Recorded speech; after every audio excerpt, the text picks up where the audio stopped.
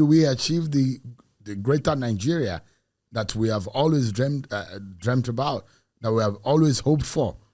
And you said leadership is the problem. The people need to choose the leader that they think can give them the right country or the right situation that they want. And you've described it. So is it a hopeless situation that we are in as a people? Well, I hate to submit to what I call the disempowering tyranny of hopelessness. So I'm now going to succumb to it. All I have done is to describe the situation. But every society that transcends its contemporary shortcomings always has to embrace the principle of creative destruction. I've mentioned that multiple times. Creative destruction is to get away with the current system and refashion a different form.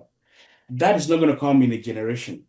That has to start with a set of people who are inspired by the need for change to do something.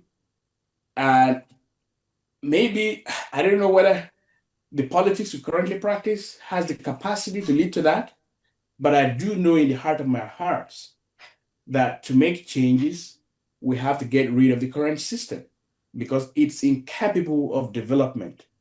What we are going to be witnessing is changing one set of elites with another without any fundamental change to the structure that produces and reproduces poverty, inequality, and vulnerability for our people. But we have to have that conversation. We have to start it. And I hope that like-minded people can come together and say, look, we do not want a disruption, but we need to change this system that has no capacity to be productive. You can't have political parties where people move to the center when they're invited, and then no one is left to oppose, and then somehow, it's a ding dong. Prof, you do not think that Bola, in your writing, and you inferred that Bola Tinubu does not need a second term, and that should he win the election again in 2027, we should blame the opposition. Yes, what I'm saying is that the opposition is not organized. That's one. PDP, we know, is almost gone.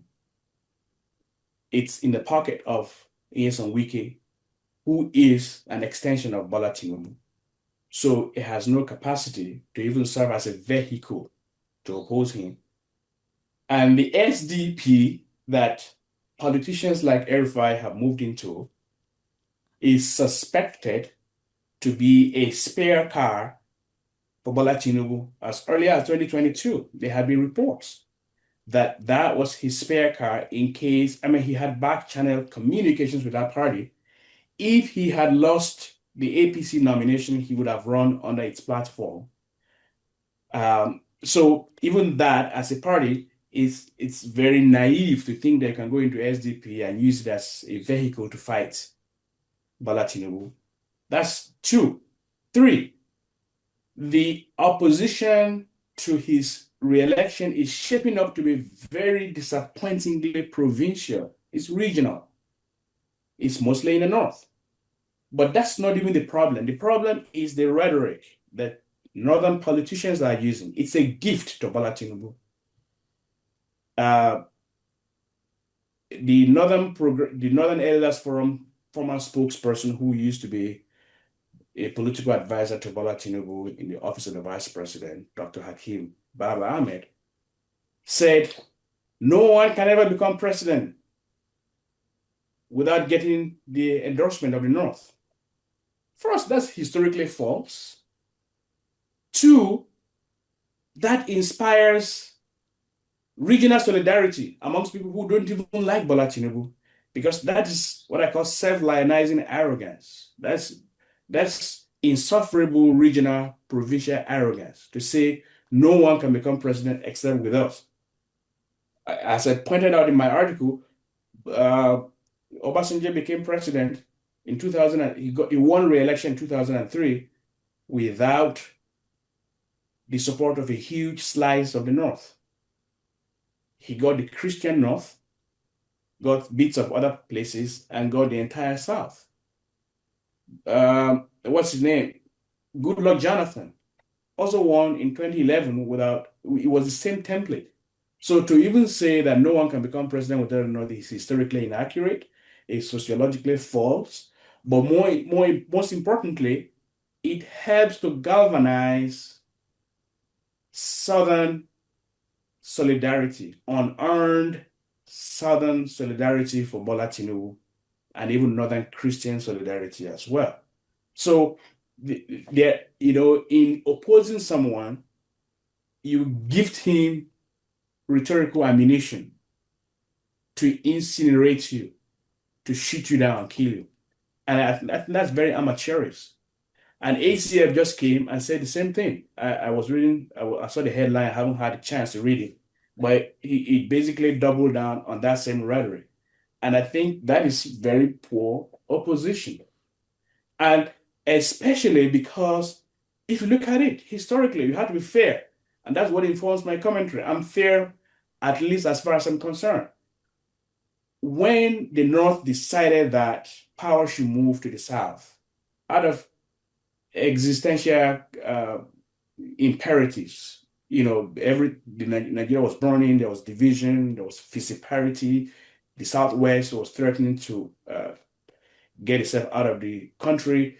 The Northern political establishment said, look, to keep this country one, we need to let power go back to the South, and particularly to the Southwest, where someone won an election on June 12, 1993, and was denied. And so in 1999, 98, 99, there was no major Northern politician who ran for office. So that the two major candidates for election were Olufala and Olusegun Obasanjo. At the North, predominantly voted for Olusegun Obasanjo. But he was just a year or two in office when Northern opposition started.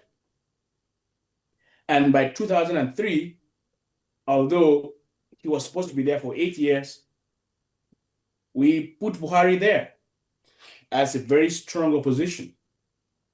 And of course, he defeated Buhari. But in 2007, when power went back to the North, there was no Southern opposition to Yar'Adua. There was no Southerner who contested against Yar'Adua. It was another Northerner. Of course, nature, had its own something. And when Buhari was in power for 8 years, there was no Southerner who came out to contest against him, because there was a prevailing sentiment that it was a turn in the North. And most of the South voted for Atiku Abubakar.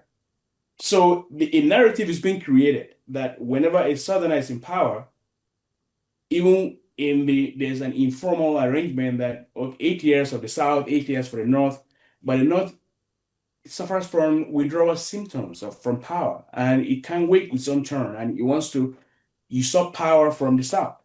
That narrative is building, and if it takes roots, it's not good for the nation. And that's why I suggested that even the Northern opposition, if they really want to be taken seriously, they should support a Southern opponent to Bola Tinubu, not another Northerner coming out to run, because this is supposed to be the turn for the South. And I know people say that's not democratic, but there's no universal application of democracy. In the United States, the presidential election is not a one-person, one vote system. It's an electoral college. So we need a democratic system that shows sensitivity to our cultural uniqueness. We're a patchwork of people.